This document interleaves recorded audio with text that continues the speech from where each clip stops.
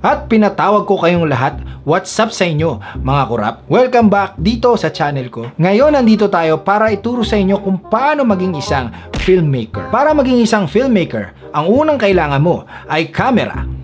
Ang susunod na kailangan mo ay gimbal. Ang susunod na kailangan mo ay sombrero. Ang susunod na kailangan mo ay transition. Paano ko ba iaano yung transition? Ayos ba mga kurap? Approve!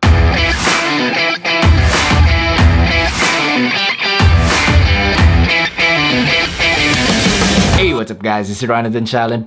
Maraming salamat po ulit sa pagbabalik nyo dito sa channel ko. Maraming nagtatanong sa akin kung ano nga ba yung mga recommended budget cameras ko for filmmaking. Kaya ko mag-recommend, but ang pangamba ko is paano ako magre-recommend ng camera na hindi ko naman pag-aari? O wala ko sa ngayon dahil ang camera ko lang is yung Sony A7 III, which is yung gamit ko ngayon for shooting this. Pero bigla ko na lang naisip na pwede naman siguro ako mag-recommend ng camera na kahit hindi ko pag-aari, pero naggamit ko once or nagagamit ko yung mga materials na pinoproduce ng camera na yon sa mga edits or sa mga shows na ine-edit ko. Pwede naman siguro, no? Yung tipong mga cameras na mga kilala mong videographers na lagi mong kasama sa pag-shoot. And syempre, with a little bit of researching na rin. Well, pwede nyo naman gawin yung research na yan on your own, di ba? Bakit di na lang kayo mag-research about it? Kaya nyo naman mag-research, di ba? Tsaka ang daming videos dyan na makakatulong sa inyo. Di lang naman ako eh. Okay, so hindi ko natutuloy itong video na to. Bahala na kayo ha. Pero kung nagustuhan mo tong video na to at kahit medyo nabitin ka, pwede bang pasubscribe naman? Ay, click mo lang yan. Yan. Pati yung bell notification. Para ma-notify ka every time na may bago akong videos. So again, this has been Ronaldon Chal. Thank you so much for being here and see you in the next video. Joke lang. Alam ko naman na gusto nyo rin malaman yung recommendation ng isang Ryan Odensial, di ba? Tama ba ako o medyo nag-a-assume lang ako masyado? Akala mo naman kung sinong napakagaling na filmmaker nito. Ryan Odensial lang pala eh. Puro B-roll at voice over lang naman ang alam gawin yan eh. Filmmaker na kagad. Ang sakit ha, parang totoo yung lait na yun sa sarili ko ha. Sana bukas mas malakas na ako.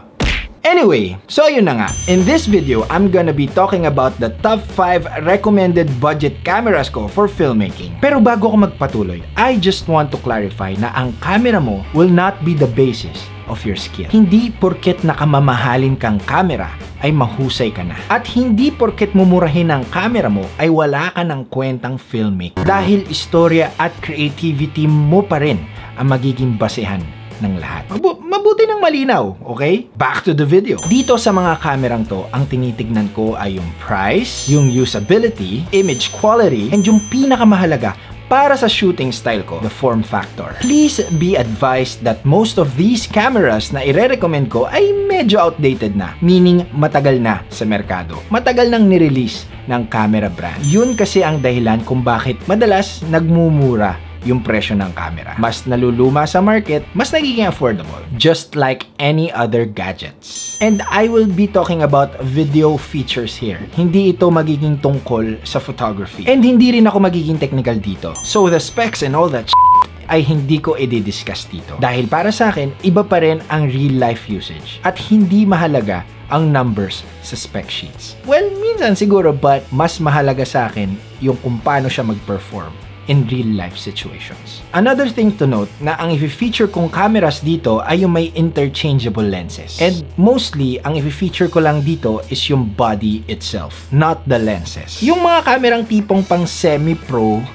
na pasok sa budget. Yung mga cameras na pang seryosohan na kahit papano. Pero kung nagsisimula ka pa lang, I advise you to be contented na kung anong meron ka sa ngayon. Kung may luma kang camera at gumagana pa ng maayos at makakapagkwento pa ng istorya, sulitin mo yan. Kung may cellphone ka naman na ginagamit for filmmaking, okay din yun. Ang mahalaga, may camera ka. Baka kasi ma-misinterpret na naman ako ng iba na si Ryan Odensial ay isang filmmaker na nagsasabing gears doesn't matter pero nagre-recommend ng mga mamahaling cameras. Okay, let me be clear. This video is para dun sa mga tao na naghahanap ng pwede nilang first entry-level camera na nahihirapan sa pagpili. Yung tipong mga papunta na sa professional level, mga ganun. Yung tipong nakaipon na and ready to face the filmmaking industry. Pero kung ikaw ay isang professional na at naghahanap ka ng professional level na camera na ipangahanap buhay mo, na ipang full-time filmmaker mo, you might want to look at other options. This video is not for you. And also, sa listahan na to, as I move forward, mas tumataas yung presyo. Get? So huwag na tayo magpaligoy-ligoy pa. Let's go right into it! So ito na, ang top 5 recommended budget cameras ni Kuya Rai. Para sa top 5, ano pa nga ba? Kundi yung Canon 60D. This camera was released 2010. This can shoot 1080, 30, and 24 frames per second. Kung gusto mo naman ng slow motion capabilities, meron din siya nun, 60 frames per second sa 1280 by 720 or 720p. May swiveling LCD screen para sa mga anggulong mahihirap at pwede rin naman siyang pang vlog. So pwede siyang ganito. Hey, what's up guys? It's Ryan Shalan po, wala siyang lente. Meron din siyang external mic input para sa mga external microphones mo. Meron siyang 18 megapixels APS-C CMOS sensor, so hindi siya full frame. If gusto mong malaman ang kaibahan ng full frame sa APS-C or kung ano-ano pang types of sensors, gagawa ko ng video regarding dyan. Ang drawbacks lang nito is una, old model na siya. So medyo outdated na yung image quality niya. Wala siyang picture profiles. So if trip mo ang color grading, hindi siya para doon masyado. Hindi mo maaasahan ang autofocus capabilities niya. So kung mahilig ka mag-gimbal, make sure na pukado ka. Not very good in low light since hindi siya full frame. Hindi masyadong weather seal. Wala din siyang 120 frames per second. Wala din siyang 4K quality. Well, let's talk about 4K. Ito yung con or drawbacks na madalas hindi naman talaga drawbacks para sa lahat. Yes, we have 4K for so many years already. Pero ano nga ba ang madalas na output ng video natin dito sa YouTube at sa mga client videos din in general? Diba? 1080 rin naman. For me, walang 4K is not a deal breaker at all. Siguro, dun lang sa iba, but for me, if walang 4K quality yung camera mo, okay lang. Basta may 1080p, sapat na yun. 4K siguro for future proofing, yes. Pero yun nga, most of the time naman, 1080p lang naman ang gamit natin. Magkano na lang siya. Okay, let me be clear ulit. Ito ay recommended dun sa mga filmmakers na naghahanap ng second-hand cameras. Not sure if may brand new ka pang mabibili, but mabibili mo siya second-hand 14K to 18K. O teka, akala ko ba budget camera, Kuya Rai, bakit naman umabot ng 14K to 18K yan? Sadly, mura na yon. Sabi ko nga, di ba? In order for you to earn, you have to spend. Bakit ko siya recommended? Kasi bukod sa nagamit ko siya for almost 10 years, it's still a good camera. It can still shoot full HD footages. You can buy better lenses for this naman. Minsan kasi wala yan sa body, nasa lente rin yan. Again, kaya ako siya recommended kasi nga, mura na siya ngayon. But why not recommend a newer model, Kuya Rai? Kasi nga, iniisip ko yung budget nyo. And subok ko na to. Napanood mo naman yung DS, di ba? So is Canon 60D still worth buying this year 2020? Yes. Kung tight talaga ang budget mo. Pero kung may budget ka naman, siguro mas pasok sa'yo yung top 4 sa listahan ko. And ang top 4 recommended budget camera ko is none other than the Nikon D3300. This camera can shoot 1080 in 60, 50, 30, 25, and 24 frames per second. So napaka-versatile niya when it comes to the frame rates. Pero syempre depende pa rin yan kung NTSC or PAL ang gamit mo. Meron siyang 24.2 megapixel CMOS DX format sensor. Durable and lightweight yung camera na yan. Mas maliit siya ng konti sa Canon 60D. Medyo okay naman ang autofocus niya. May external mic input din siya. Nagkaroon ako ng chance gamitin to nung rumakit ako sa isang birthday party nung 2015. And I can say na decent naman yung image quality na pinoproduce nitong camera na to. Basta ba alam mo lang ilaruin yung ilaw sa paligid mo? Why get this camera, Kuya Rai? Para sa akin kasi ang main feature ng camera na to is yung 1080 60 frames per second. So kung mahilig ka mag slow motion, ito yung camera na yun. Hindi nga lang kasing smooth na 120 frames per second, pero still, 60 frames per second 1080p, di na masama yun. And isa pang factor bakit ko siya nire-recommend is yung price niya. You can buy this today brand new, 18,000 pesos to 20,000 pesos. Body only. Ano ang drawbacks nito, Kuya Rai? Wala siyang 4K. Yes, again, depende yan kung drawback ba talaga ang 4K sa inyo. Wala siyang swiveling LCD screen kagaya ng Canon 60D ko. So hindi siya masyado for vlogging. Lumang model na siya. So yung image quality niya ay hindi na kasing talas ng mga advanced models ngayon or latest models ngayon. No in-body image stabilization. Hindi siya full frame, so medyo mahina siya sa low light. Not weather seal. So is Nikon D3300 still worth buying this year 2020? Yes, because it still produces good footages and nandun pa rin naman lahat ng kailangan mo. And also, yes, dahil sa price niya. Kung sold ka na dyan, huwag mo munang i-stop tong video na to dahil may 3 pa sa listahan ko na kailangan mo ring makita.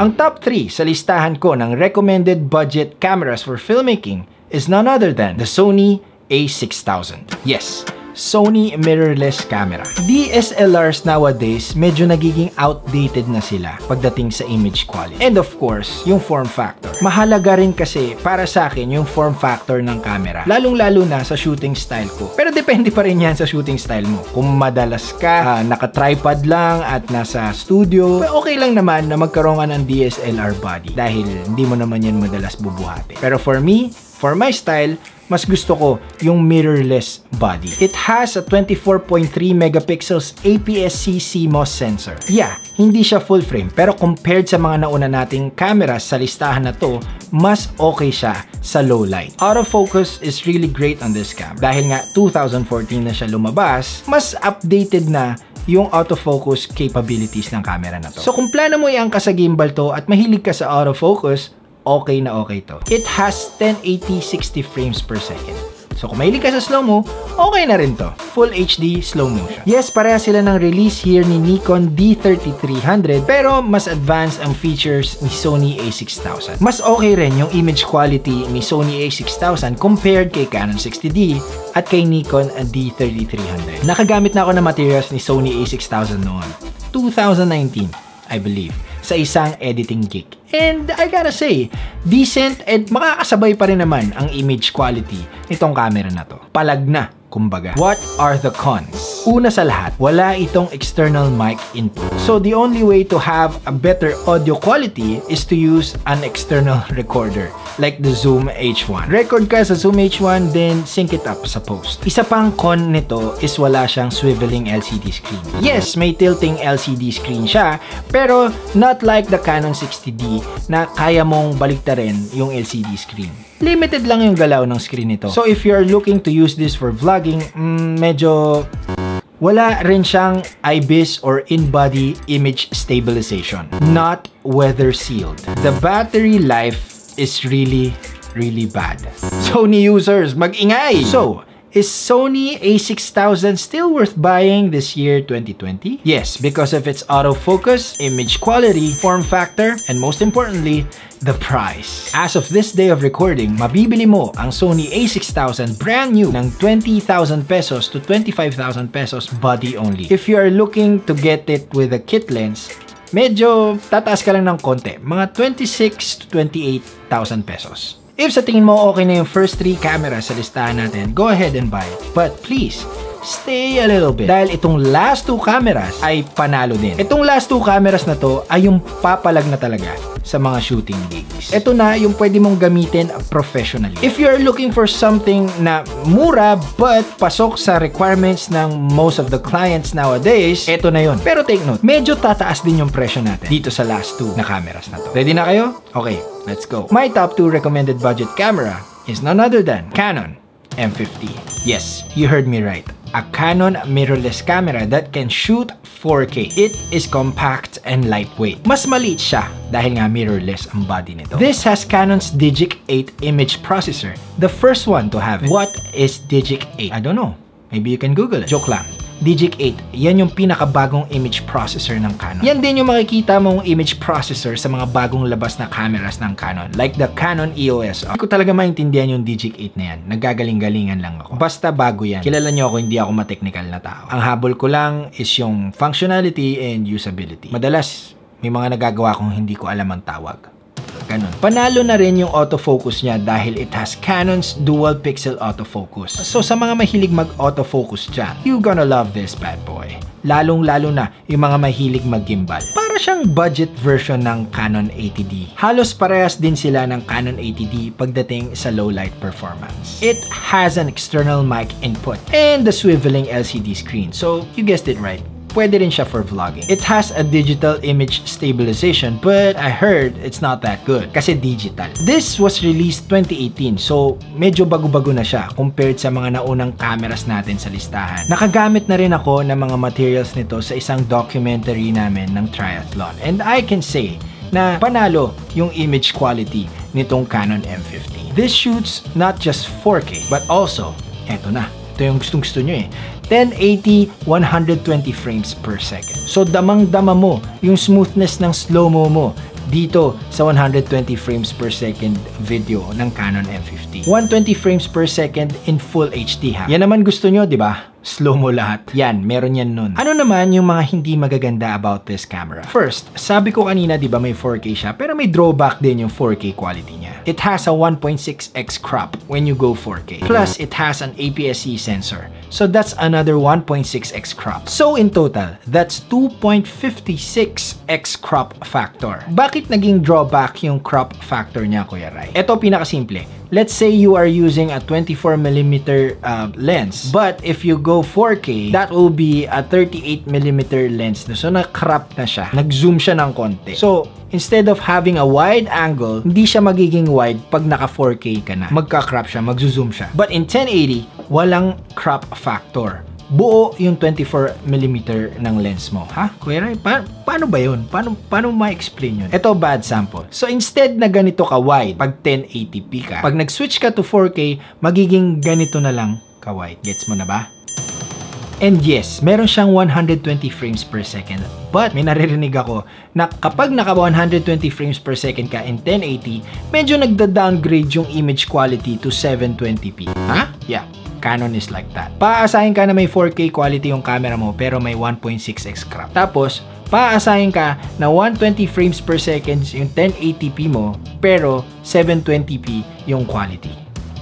Sakit, no? Yung mga paasa dyan. Ano pa nga ba ang drawbacks ng Canon M50, Kuya Rai? Since maliit siya, hindi siya para sa mga may malalaking kamay. Hindi rin siya ganon ka-durable since maliit siya and yung materyales na ginamit sa kanya ay medyo plasticky, medyo kailangan mag-ingat ka pag gamit mo tong camera na to. Huwag mo ibabagsak. Para naman sa lahat ng camera yun, no? Hindi mo rin naman dapat sila ibagsak. So, hindi siya masyadong pangharabas, kumbaga. The price, Kuya Rai. For body only, as of this day of recording, you can get it brand new for 28,000 pesos to 30,000 pesos. That's body only. If gusto mo naman na may kasama ng lente or kit lens, you can get it from 32,000 pesos to 35,000 pesos. Pwede na rin, di ba? But if you have more money to spend and you need more features, you might wanna look at my top one. Okay, ito na. My top one on this list is the Sony A6300. This was released 2016. Why an old camera na naman, Kuya Rai? Why not the newer Sony Alpha cameras like the Sony A6400 and Sony A6500? Dahil for me, Sony A6400 and Sony A6500 ay wala na sa affordable category. And the Sony A6300 is still worth buying this 2020. Why? Let me explain. It shoots 1080 120 frames per second. Yes, it's cropped, but it's there. It shoots 4K. Yes, it's cropped pa rin, but it's there. And take note, originally, it shoots 6K quality and downsizing it to 4K. So, mas sharp yung 4K quality niya compared kay Canon M50. It's a mirrorless camera. So, yung form factor niya ay mas madaling dalhin. Perfect for traveling. It is durable dahil magnesium alloy yung materials niya. So, pwede siyang pangharabas. Yes, it's an APS-C size sensor, but it's not that bad in low light. Palag na to sa dilim. Gimbal users will love this. Why? Because of its 4D contrast detection autofocus. It has picture profiles. S-Log, S-Gamma 3, mga flat profiles na gusto mo. So if mahilig kang mag-color grade, this is the right camera for you. It has an external mic input. Image quality wise, yes, it's really good. May kilala akong director of photography na tumabo na sa Rockets dahil sa camera na to. At isa siya sa mga mentors ko when it comes to videography. Yes, ito pa rin ang kamerang gamit niya kahit may pambili na siya ng mas mahal pang camera kaysa dito. See? Ganun siya kagandang camera. Kahit outdated na siya, hindi ka pa rin bibiguin. Pero syempre, sabi ko nga, diba, wala sa gamit yan. Nasa gumagamit yan. Ano naman yung mga drawbacks nitong camera na to, Kuya Rai? First, outdated na itong camera na to dahil nilabas siya 2016 pa. So if you're planning to buy this now and use it and plano mong ibenta to in the future, medyo mababa na yung resale value. Dahil nga luma na siya. yung image quality niya is not as good as the newer Sony Alpha cameras, but kaya pa rin niyang sumabay sa mga ito. Wala siyang swiveling LCD screen, tilting LCD screen lang. Hindi kagaya ng nasa Canon M50. Isa pang drawback is the battery life. Pero, bilang isang filmmaker, magsushoot ka ba ng isang event or ng isang video na iisa lang ang baterya mo? Hindi naman, di ba? Wala din siyang in-body image stabilization. So, hindi siya for pasmadohan. Other than those, wala na akong makitang ibang drawbacks. The price? Medyo mahal, pero you get what you pay for. As of this day of recording, mabibili mo siya brand new ng 36,000 pesos to 45,000 pesos. Yes, siya ang pinakamahal dito sa listahan. Hindi na siya kasing affordable ng iba, yes. Pero if you really wanna go and enter the filmmaking industry, yeah, you need to invest. Mura na yan. As a filmmaker, ayan yung mga bagay na kailangan nating tanggapin. Pero kung sisingil ka naman ng maayos at masipag kang trumabaho, babalik din naman sa'yo yung pinambili mo, I'm sure. But of course, you can always buy second-hand cameras para mas mura, but then medyo risky yun, so choice mo pa rin yan. So those are my top 5 recommended budget cameras for filmmaking. I hope na nakatulong ito sa'yo if you're planning to buy one or you're planning to invest. But then again, let me remind you guys, hindi basihan ang camera. Your camera is just a tool. Wala sa gamit yan, nasa gumagamit yan. Yes, they enhance your storytelling dahil sa mga features ng camera mo, but I tell you this, hindi porkit mamahalin ang camera mo, magaling ka na. Just as long as it gets the job done, napapasaya ka niyan, at kahit paano yung bumabalik sa'yo yung pinambili mo, okay na yun. But then again, depende pa rin yan sa demand or sa need mo. If you are going pro, you might want to step up the game. If wala ka pang pambili, work hard for it. If may pambili ka na, then go ahead, be my guest. Buy what you need. Now, if this video helped you, pwede bang pasubscribe naman? I-click mo lang yan. Yan. Pati yung bell notification. Para ma-notify ka every time na may bago akong video. Parang ginawa ko na yun kanina. Again, this has been Ran Adencial. Thank you so much for being here and see you in the next video.